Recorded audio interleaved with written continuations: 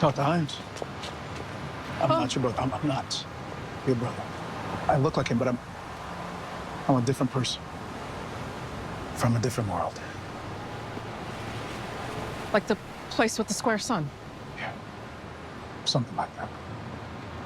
I'm friends with Lois Lane. I know what you said about your brother. I just need to know more about him. I have nothing else to say about that. Please, please, please.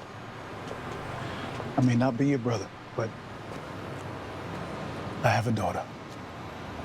And if I'm gonna raise her on this world where a guy who looks like me was murdered by Bruno Mannheim,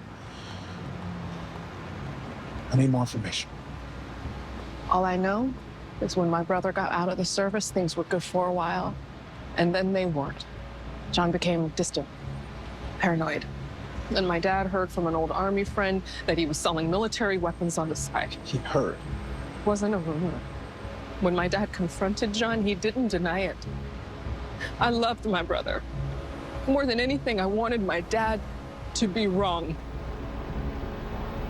But then John shut me out of his life. He told me that I would be better off without him. 6 months later, he was murdered. I'm sorry. I knew this would be difficult. Except for the scar. He looked just like him. You get that ring from my Darlene? Back in my world, we were really close. Same here. We were pretty much inseparable. Mm-hmm. It drove my father crazy. He used to call us the Wonder Twins. Yeah.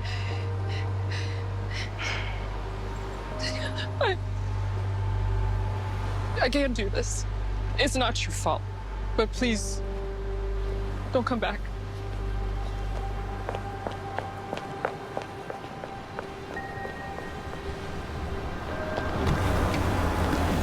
Mr. Irons, my boss would like a word.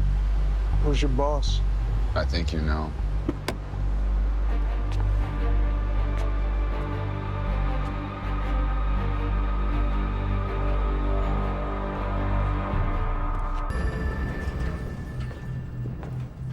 John Henry Irons. It's one thing to hear that you're alive on this planet, but to see another version of you here in the flesh. What do you want? To know if you're the type of man I think you are.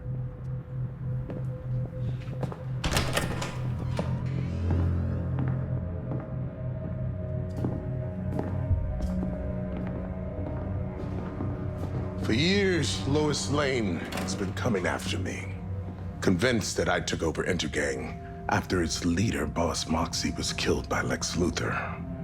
No matter how much good I've done, no matter how much I've transformed my community, she continues to dig like a dog with a bone.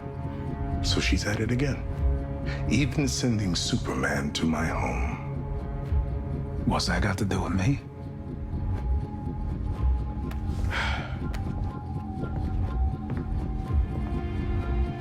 You tell me.